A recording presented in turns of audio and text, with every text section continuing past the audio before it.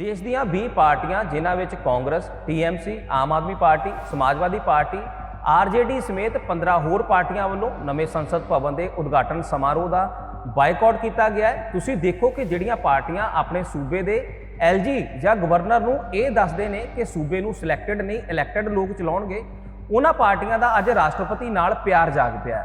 ਛੱਤੀਸਗੜ੍ਹ ਵਿੱਚ ਵਿਧਾਨ ਸਭਾ ਦਾ ਭੂਮੀ ਪੂਜਨ ਰਾਜ ਪਰਿਵਾਰ ਨੇ ਕੀਤਾ, ਗਵਰਨਰ ਕਿੱਥੇ ਸੀ ਅੱਜ ਤੱਕ ਕਿਸੇ ਨੂੰ ਨਹੀਂ ਪਤਾ। ਝਾਰਖੰਡ ਵਿਧਾਨ ਸਭਾ 'ਚ ਭੂਮੀ ਪੂਜਨ ਹਿਮੰਤ ਸੋਰੇਨ ਨੇ ਕੀਤਾ, ਉੱਥੇ ਰਾਜਪਾਲ ਕਿੱਥੇ ਸੀ ਉਹ ਕਿਸੇ ਨੂੰ ਨਹੀਂ ਪਤਾ। ਸ਼ਾਇਦ ਇਹ ਲੋਕ ਭੁੱਲ ਗਏ ਨੇ ਕਿ ਗਵਰਨਰ ਉਸੇ ਹੀ ਰਾਸ਼ਟਰਪਤੀ ਦਾ ਚੁਣਿਆ ਹੋਇਆ ਨੁਮਾਇੰਦਾ ਹੁੰਦਾ ਹੈ ਜਿਸ ਨੂੰ ਤੁਸੀਂ ਸੂਬੇ ਅੰਦਰ ਟਿੱਚ ਕਰਕੇ ਨਹੀਂ ਜਾਣਦੇ।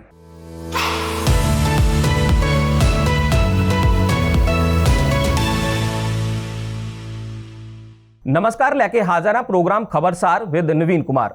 ਦੇਸ਼ ਦਾ ਨਵਾਂ ਸੰਸਦ ਭਵਨ ਲਗਭਗ 2.5 ਸਾਲ ਦੇ ਨਿਰਮਾਣ ਤੋਂ ਬਾਅਦ ਬਣ ਕੇ ਤਿਆਰ ਹੋ ਚੁੱਕਾ ਹੈ।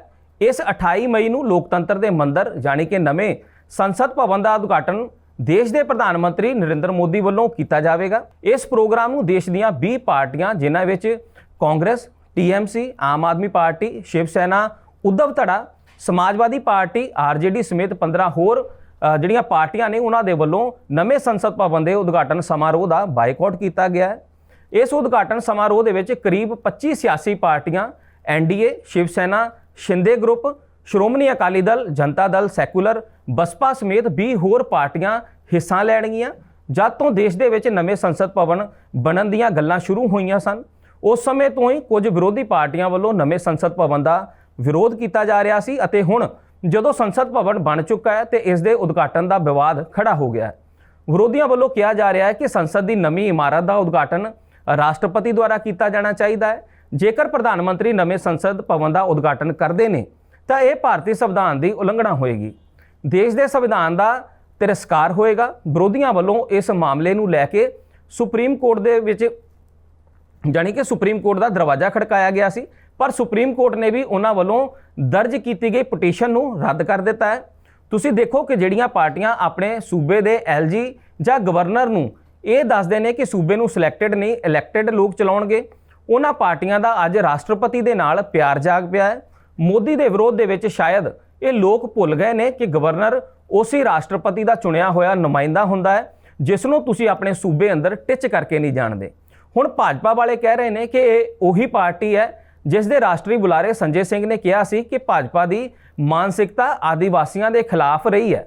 ਸੋ ਅੱਜ ਵੀ ਉਹ ਕਬਾਇਲੀ ਸਮਾਜ ਨੂੰ ਅਛੂਤ ਸਮਝਦੇ ਨੇ। ਸੰਜੇ ਸਿੰਘ ਸ਼ਾਇਦ ਭੁੱਲ ਗਏ ਕਿ ਆਮ ਆਦਮੀ ਪਾਰਟੀ ਨੇ ਰਾਸ਼ਟਰਪਤੀ ਚੋਣ ਦੇ ਵਿੱਚ ਦ੍ਰੋਪਦੀ ਮੁਰਮੂ ਦੇ ਖਿਲਾਫ ਜਾ ਕੇ ਜਿਹੜੇ ਵਿਰੋਧੀ ਉਮੀਦਵਾਰ ਸੀ ਯਸ਼ਵੰਤ ਸਿਨਹਾ ਦਾ ਸਮਰਥਨ ਕੀਤਾ ਸੀ। ਇਹ ਭਾਜਪਾ ਵੱਲੋਂ ਕਿਹਾ ਜਾ ਰਿਹਾ ਹੈ। ਭਾਜਪਾ ਅੱਗੇ ਕਹਿੰਦੀ ਹੈ ਕਿ ਮੀਟਿੰਗ ਦੇ ਵਿੱਚ ਕੇਜਰੀਵਾਲ ਜਿਹੜੀ ਮੀਟਿੰਗ ਹੋਈ ਸੀ ਜਿਸ ਦੇ ਵਿੱਚ ਯਸ਼ਵੰਤ ਸਿਨਹਾ ਦਾ ਸਮਰਥਨ ਕੀਤਾ ਗਿਆ ਸੀ, ਉਸ ਮੀਟਿੰਗ ਦੇ ਵਿੱਚ ਕੇਜਰੀਵਾਲ, ਮਨੀਸ਼ ਸਿਸੋਦੀਆ, ਰਾਘਵ ਚੱਡਾ, ਆਤਿਸ਼ੀ, ਸੰਜੇ ਸਿੰਘ, ਦੁਰਗੇਸ਼ ਪਾਠਕ ਵਰਗੇ ਸਾਰੇ ਆਗੂ ਮੌਜੂਦ ਸੀ ਜਿਸ ਦੇ ਵਿੱਚ ਇਹ ਫੈਸਲਾ ਲਿਆ ਗਿਆ ਸੀ। ਹੁਣ ਇਹੀ ਪਾਰਟੀ ਰਾਸ਼ਟਰਪਤੀ ਦ੍ਰੋਪਦੀ ਮੁਰਮੂ ਦੇ ਲਈ ਵਿਰੋਧ ਕਰ ਰਹੀ ਹੈ। ਭਾਜਪਾ ਦਾ ਕਹਿਣਾ ਹੈ ਜੇਕਰ ਸਾਡੀ ਮਾਨਸਿਕਤਾ ਆਦੀਵਾਸੀਆਂ ਦੇ ਖਿਲਾਫ ਹੁੰਦੀ ਤਾਂ ਅਸੀਂ ਦ੍ਰੋਪਦੀ ਮੁਰਮੂ ਨੂੰ ਕਦੇ ਰਾਸ਼ਟਰਪਤੀ ਉਮੀਦਵਾਰ ਨਾ ਬਣਾਉਂਦੇ, ਪਰ ਜੇਕਰ ਆਮ ਆਦਮੀ ਪਾਰਟੀ ਦਾ ਆਦੀਵਾਸੀ ਸਮਾਜ ਦੇ ਨਾਲ ਇੰਨਾ ਹੀ ਪਿਆਰ ਜਾਗ ਪਿਆ ਹੈ ਤਾਂ ਤੁਸੀਂ ਰਾਸ਼ਟਰਪਤੀ ਚੋਣਾਂ ਦੌਰਾਨ ਆਦੀਵਾਸੀ ਸਮਾਜ ਦੀ ਮਹਿਲਾ ਦ੍ਰੋਪਦੀ ਮੁਰਮੂ ਨੂੰ ਵੋਟ ਪਾਉਣੀ ਸੀ, ਉਦੋਂ ਤੁਸੀਂ ਵੋਟ ਯਸ਼ਵੰਤ ਸਿਨਹਾ ਨੂੰ ਕਿਉਂ ਪਾਈ? ਅਕਾਲੀ ਦਲ ਦੇ ਆਗੂ ਦਲਜੀਤ ਚੀਮਾ ਨੇ ਵੀ ਇਸ ਮਾਮਲੇ ਤੇ ਆਮ ਆਦਮੀ ਪਾਰਟੀ ਨੂੰ ਦੇ ਉੱਪਰ ਤੰਜ ਕੱਸਿਆ ਹੈ। ਉਹਨਾਂ ਨੇ ਕਿਹਾ ਹੈ ਕਿ ਨਵਾਂ ਪਾਰਲੀਮੈਂਟ ਭਵਨ ਦਾ ਉਦਘਾਟਨ ਦੇਸ਼ ਦੇ ਲਈ ਮਾਣ ਵਾਲੀ ਗੱਲ ਹੈ। ਉਹਨਾਂ ਕਿਹਾ ਕਿ ਇਸ ਲਈ ਅਸੀਂ ਫੈਸਲਾ ਕੀਤਾ ਹੈ ਕਿ ਸ਼੍ਰੋਮਣੀ ਅਕਾਲੀ ਦਲ 28 ਮਈ ਨੂੰ ਹੋਣ ਵਾਲੇ ਉਦਘਾਟਨੀ ਸਮਾਗਮ ਦੇ ਵਿੱਚ ਸ਼ਿਰਕਤ ਕਰੇਗੀ। ਉਹਨਾਂ ਅੱਗੇ ਕਿਹਾ ਕਿ ਅਸੀਂ ਵਿਰੋਧੀ ਪਾਰਟੀਆਂ ਵੱਲੋਂ ਉਠਾਏ ਗਏ ਮੁੱਦਿਆਂ ਦੇ ਨਾਲ ਬਿਲਕੁਲ ਵੀ ਸਹਿਮਤ नहीं है। ये जो आम आदमी पार्टी कह रही है कि राष्ट्रपति का सम्मान होना चाहिए, तो मैं केजरीवाल साहब से पूछना चाहता हूं कि जिस दिन पंजाब भवन चंडीगढ़ में राष्ट्रपति जी आए थे तो आपके मुख्यमंत्री कहां थे? हमारे गवर्नर साहब को खड़े होकर कहना पड़ा कि ये गलत है कि चीफ मिनिस्टर को आना चाहिए था, ये रिस्पेक्ट का सवाल होता है। तो हमारे चीफ मिनिस्टर गैर हाजिर थे। तो जब आप स्टेट में आते हैं राष्ट्रपति तो तब तो अपना चीफ मिनिस्टर जो है आपका वो उसमें हाजिर नहीं होता, तो तब रिस्पेक्ट कहां जाती है राष्ट्रपति की? जब आप गवर्नर को गालियां देते हैं, उनके अगेंस्ट ट्वीट करते हैं, उनसे क्वेश्चन पूछते हैं कि आप कौन होते हैं पूछने वाले, तो गवर्नर साहब भी राष्ट्रपति के नुमाइंदे हैं। जब आप गवर्नर को गालियां देते हैं, उनके अगेंस्ट ट्वीट करते हैं, उनसे क्वेश्चन पूछते हैं कि आप कौन होते हैं पूछने वाले, तो गवर्नर साहब भी राष्ट्रपति के नुमाइंदे हैं।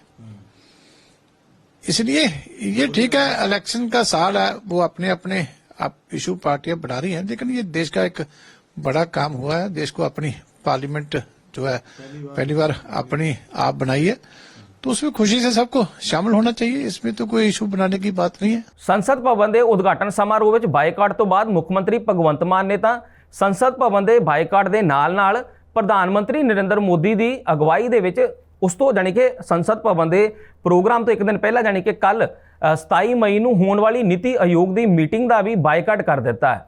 ਸੋ ਦੂਜੇ ਪਾਸੇ ਇਹਨਾਂ ਵਿਰੋਧੀ ਪਾਰਟੀਆਂ ਦੇ ਵਿਰੋਧ ਦਾ ਜਵਾਬ ਦਿੰਦੇ ਹੋਏ ਦੇਸ਼ ਦੇ ਗ੍ਰਹਿ ਮੰਤਰੀ ਅਮਿਤ ਸ਼ਾਹ ਨੇ ਕਿਹਾ ਹੈ ਕਿ ਕਾਂਗਰਸ ਨੇ ਰਾਜਪਾਲ ਨੂੰ ਬੁਲਾਏ ਬਿਨਾਂ ਕਈ ਰਾਜਾਂ ਦੀਆਂ ਵਿਧਾਨ ਸਭਾ ਇਮਾਰਤਾਂ ਦਾ ਉਦਘਾਟਨ ਕੀਤਾ ਅਤੇ ਹੁਣ ਮੋਦੀ ਦੇ ਵੱਲੋਂ ਜਿਹੜੇ ਬਣਾਏ ਗਏ ਸੰਸਦ ਭਵਨ ਦੇ ਉਦਘਾਟਨ ਦਾ ਬਾਈਕਾਟ ਕਰਕੇ ਘਟੀਆ ਰਾਜਨੀਤੀ ਜਿਹੜੀ ਹੈ ਉਹ ਪਾਰਟੀ ਦੇ ਵੱਲੋਂ ਕੀਤੀ ਜਾ ਰਹੀ ਹੈ। ਇਹ ਲੋਕਾਂ ਦੇ ਫਤਵੇ ਦਾ ਅਪਮਾਨ ਹੈ।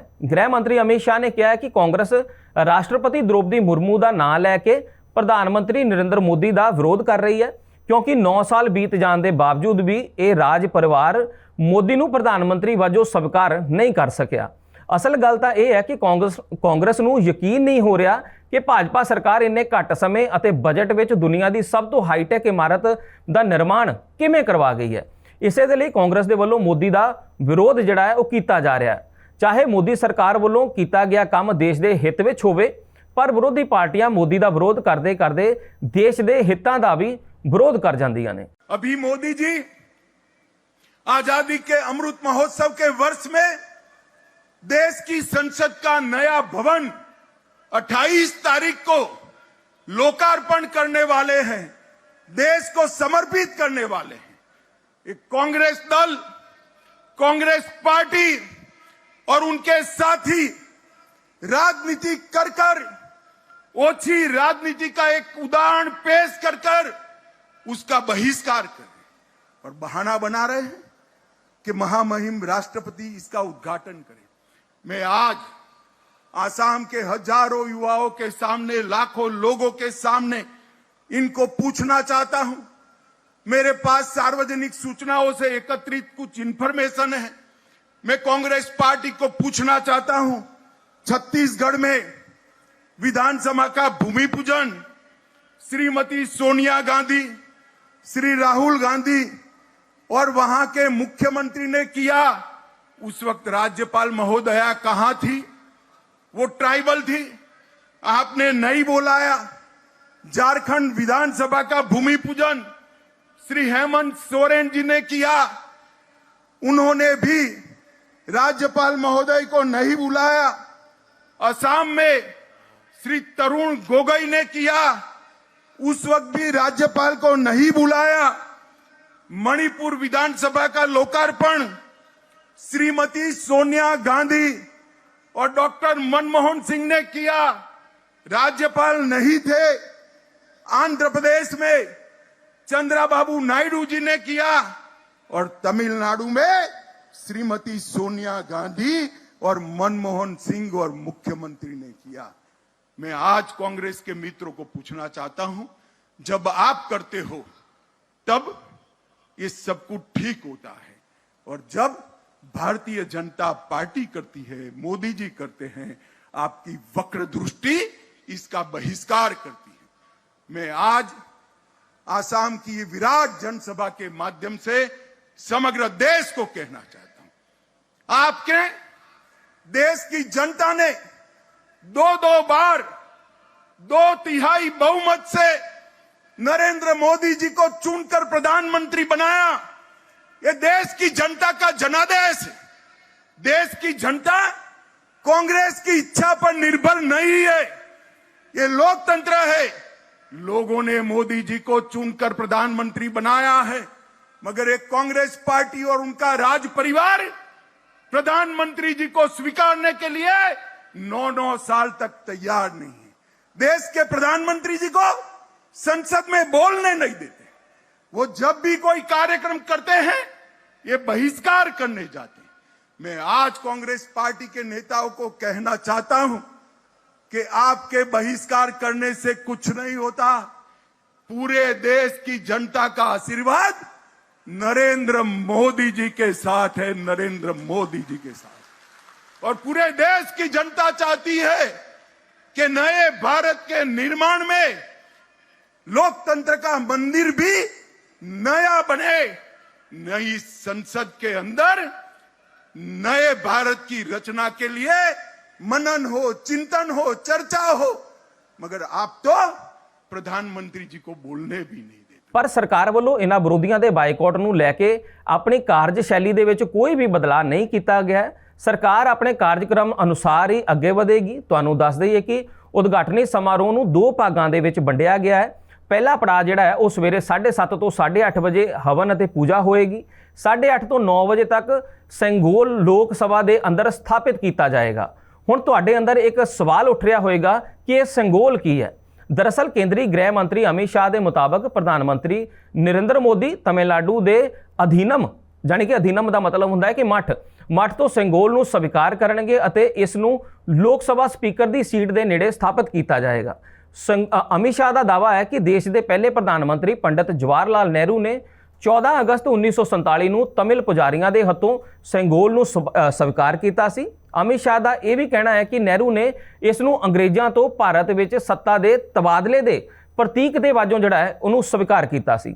ਸੰਗੋਲ ਦੀ ਨਵੀਂ ਵੈਬਸਾਈਟ ਅਨੁਸਾਰ 15 ਅਗਸਤ 1947 ਦੀ ਭਾਵਨਾ ਨੂੰ ਦੁਹਰਾਉਂਦੇ ਹੋਏ ਉਹੀ ਸਮਾਰੋਹ 28 ਮਈ 2023 ਨੂੰ ਵੀ ਨਵੀਂ ਦਿੱਲੀ ਦੇ ਪਾਰਲੀਮੈਂਟ ਕੰਪਲੈਕਸ ਵਿਖੇ ਦੁਹਰਾਇਆ ਜਾਏਗਾ। ਦਿੱਲੀ ਦੇ ਵਿੱਚ ਇਸ ਮੌਕੇ ਤੇ ਤਮਿਲਨਾਡੂ ਦੇ ਕਈ ਪੁਜਾਰੀ ਇਸ ਮੌਕੇ ਉੱਥੇ ਮੌਜੂਦ ਰਹਿਣਗੇ। ਉਹ ਰਸਮਾਂ ਵਿੱਚ ਹਿੱਸਾ ਲੈਣਗੇ ਅਤੇ ਕੁਲਾਰੂ ਪਦੀਗਮ ਗਾਉਣਗੇ, ਜਾਣੀ ਕਿ ਉੱਥੇ ਦਾ ਲੋਕ ਗੀਤ ਗਾਉਣਗੇ। ਸੰਗੋਲ ਨੂੰ ਗੰਗਾ ਜਲ ਦੇ ਨਾਲ ਸ਼ੁੱਧ ਕੀਤਾ ਜਾਏਗਾ ਜਿਵੇਂ ਕਿ ਪਹਿਲਾਂ ਕੀਤਾ ਗਿਆ ਸੀ। ਇਸ ਨੂੰ ਪ੍ਰਧਾਨ ਮੰਤਰੀ ਨਰਿੰਦਰ ਮੋਦੀ ਨੂੰ ਪਵਿੱਤਰ ਚਿੰਨ੍ਹ ਵਜੋਂ ਸੌਂਪਿਆ ਜਾਵੇਗਾ। ਪਰ ਸੰਗੋਲ ਤੇ ਭਾਜਪਾ ਦੇ ਦਾਅਵੇ ਨੂੰ ਕਾਂਗਰਸ ਨੇ ਹੁਣ ਝੂਠਾ ਦੱਸ ਦਿੱਤਾ ਹੈ। ਕਾਂਗਰਸ ਦੇ ਨੇਤਾ ਜੈਰਾਮ ਰਮੇਸ਼ ਨੇ ਕਿਹਾ ਹੈ ਕਿ ਇਹ ਕੋਈ ਦਸਤਾਵੇਜ਼ ਨਹੀਂ ਹੈ, ਇਹ ਭਾਜਪਾ ਵੱਲੋਂ ਬਣਾਈ ਹੋਈ ਇੱਕ ਸਿਰਫ ਮਨਘੜਤ ਕਹਾਣੀ ਹੈ। ਕੇਂਦਰੀ ਗ੍ਰਹਿ ਮੰਤਰੀ ਅਮਿਤ ਸ਼ਾਹ ਨੇ ਸੰਗੋਲ ਦਾ ਵਿਰੋਧ ਕਰ ਰਹੀ ਕਾਂਗਰਸ ਤੇ ਨਿਸ਼ਾਨਾ ਸਾਧਿਆ। ਉਹਨਾਂ ਨੇ ਸ਼ੁੱਕਰਵਾਰ ਨੂੰ, ਜਾਣੀ ਕਿ ਅੱਜ ਉਹਨਾਂ ਨੇ ਇੱਕ ਟਵੀਟ ਕੀਤਾ ਹੈ। ਉਹਨਾਂ ਕਿਹਾ ਕਿ ਕਾਂਗਰਸ ਪਾਰਟੀ ਭਾਰਤੀ ਰਸਮਾਂ ਅਤੇ ਸੱਭਿਆਚਾਰ ਤੋਂ ਨਫ਼ਰਤ ਕਿਉਂ ਕਰਦੀ ਹੈ। ਪੰਡਿਤ ਨਹਿਰੂ ਨੂੰ ਤਮਿਲਨਾਡੂ ਦੇ ਇੱਕ ਪਵਿੱਤਰ ਸ਼ੈਵ ਮੱਠ ਦੁਆਰਾ ਭਾਰਤ ਦੀ ਆਜ਼ਾਦੀ ਦੇ ਪ੍ਰਤੀਕ ਦੇ ਰੂਪ ਦੇ ਵਿੱਚ ਇਸ ਪਵਿੱਤਰ ਸੰਗੋਲ ਨੂੰ ਦਿੱਤਾ ਗਿਆ ਸੀ। ਕਾਂਗਰਸ ਨੇ ਇਹ ਵਾਕਿੰਗ ਸਟਿਕ ਸਮਝ ਕੇ ਇੱਕ ਮਿਊਜ਼ੀਅਮ ਦੇ ਵਿੱਚ ਭੇਜ ਦਿੱਤੀ ਸੀ। ਸੋ ਕਾਂਗਰਸ ਇਤਿਹਾਸ ਨੂੰ ਗਲਤ ਦੱਸ ਰਹੀ ਹੈ। ਕਾਂਗਰਸ ਨੂੰ ਆਪਣੀ ਸੋਚ ਤੇ ਮੰਥਨ ਕਰਨਾ ਚਾਹੀਦਾ ਹੈ, ਇਹ ਟਵੀਟ ਕਰਕੇ ਅਮਿਤ ਸ਼ਾਹ ਦੇ ਵੱਲੋਂ ਕਿਹਾ ਗਿਆ ਹੈ। ਹੁਣ ਵੱਧਦੇ ਹਾਂ ਉਦਘਾਟਨੀ ਸਮਾਰੋਹ ਦੇ ਵਿੱਚ। ਅਸੀਂ ਦੱਸਿਆ ਸੀ ਕਿ ਦੋ ਪੜਾਅ ਹੋਣਗੇ। ਅਸੀਂ ਪਹਿਲਾ ਪੜਾਅ ਤੁਹਾਨੂੰ ਜ਼ਿਕਰ ਕੀਤਾ ਜਿਸ ਦੇ ਵਿੱਚ ਸੰਗੋਲ ਵੀ ਸਥਾਪਿਤ ਕੀਤਾ ਜਾਏਗਾ। ਹੁਣ ਵੱਧਦੇ ਹਾਂ ਦੂਸਰੇ ਪੜਾਅ ਦੇ ਵੱਲ। ਦੂਸਰੇ ਪੜਾਅ ਦੇ ਵਿੱਚ ਦੁਪਹਿਰ 12 ਵਜੇ ਤੋਂ ਪ੍ਰੋਗਰਾਮ ਫਿਰ ਤੋਂ ਸ਼ੁਰੂ ਹੋਏਗਾ। ਇਸ ਦੀ ਸ਼ੁਰੂਆਤ ਰਾਸ਼ਟਰੀ ਗੀਤ ਦੇ ਨਾਲ ਹੋਏਗੀ। ਇਸ ਮੌਕੇ 2 ਲਘੂ ਫਿਲਮਾਂ ਦਿਖਾਈਆਂ ਜਾਣਗੀਆਂ। ਫਿਰ ਉਪ ਰਾਸ਼ਟਰਪਤੀ ਅਤੇ ਰਾਸ਼ਟਰਪਤੀ ਦਾ ਸੰਦੇਸ਼ ਪੜ੍ਹ ਕੇ ਸੁਣਾਇਆ ਜਾਵੇਗਾ। ਰਾਜ ਸਭਾ ਵਿੱਚ ਵਿਰੋਧੀ ਧਿਰ ਦੇ ਨੇਤਾ ਦਾ ਸੰਬੋਧਨ ਹੋਵੇਗਾ। ਲੋਕ ਸਭਾ ਸਪੀਕਰ ਭਾਸ਼ਣ ਦੇਣਗੇ। ਇਸ ਦੇ ਨਾਲ ਹੀ 75 ਰੁਪਏ ਦਾ ਸਿੱਕਾ ਅਤੇ ਸਟੈਂਪ ਵੀ ਜਿਹੜੀ ਆ ਉੱਥੇ ਜਾਰੀ ਕੀਤੀ ਜਾਵੇਗੀ। ਅੰਤ ਦੇ ਵਿੱਚ PM ਮੋਦੀ ਸੰਬੋਧਨ ਕਰਨਗੇ। ਪ੍ਰੋਗਰਾਮ ਦੁਪਹਿਰ 2 ਵਜੇ ਜਾਂ 2:30 ਵਜੇ ਦੇ ਕਰੀਬ ਜਿਹੜਾ ਉਹ ਸਮਾਪਤ ਹੋਏਗਾ। ਜੇਕਰ ਗੱਲ ਕਰੀਏ ਨਵੇਂ ਸੰਸਦ ਭਵਨ ਦੀ ਤਾਂ ਇਹ ਨਵਾਂ ਸੰਸਦ ਭਵਨ ਜਿਹੜਾ ਹੈ ਉਹ 862 ਕਰੋੜ ਰੁਪਏ ਦੀ ਲਾਗਤ ਦੇ ਨਾਲ ਬਣਾਇਆ ਗਿਆ ਹੈ। ਪ੍ਰਧਾਨ ਮੰਤਰੀ ਨੇ 10 ਦਸੰਬਰ 2020 ਨੂੰ ਇਸ ਦਾ ਨੀਂਹ ਪੱਥਰ ਰੱਖਿਆ ਸੀ। ਨਵੀਂ ਸੰਸਦ ਭਵਨ ਦਾ ਨਿਰਮਾਣ 15 ਜਨਵਰੀ 2021 ਨੂੰ ਸ਼ੁਰੂ ਹੋਇਆ ਸੀ। ਇਹ ਇਮਾਰਤ ਪਿਛਲੇ ਸਾਲ ਨਵੰਬਰ ਦੇ ਵਿੱਚ ਮੁਕੰਮਲ ਹੋਈ ਸੀ। ਇਸ ਨੂੰ ਰਿਕਾਰਡ 28 ਮਹੀਨਿਆਂ ਦੇ ਵਿੱਚ ਬਣਾਇਆ ਗਿਆ। ਤੁਹਾਨੂੰ ਦੱਸ ਦਈਏ ਕਿ ਨਵੇਂ ਸੰਸਦ ਭਵਨ ਦਾ ਰਿਕਾਰਡ ਜਿਹੜਾ ਭਵਨ ਦਾ ਡਿਜ਼ਾਈਨ ਹੈ ਉਹ ਤ੍ਰਿਕੋਣਾ ਬਣਾਇਆ ਗਿਆ, ਜਦਕਿ ਪਹਿਲੇ ਸੰਸਦ ਭਵਨ ਦਾ ਆਕਾਰ ਜਿਹੜਾ ਸੀ ਉਹ ਗੋਲ ਸੀ।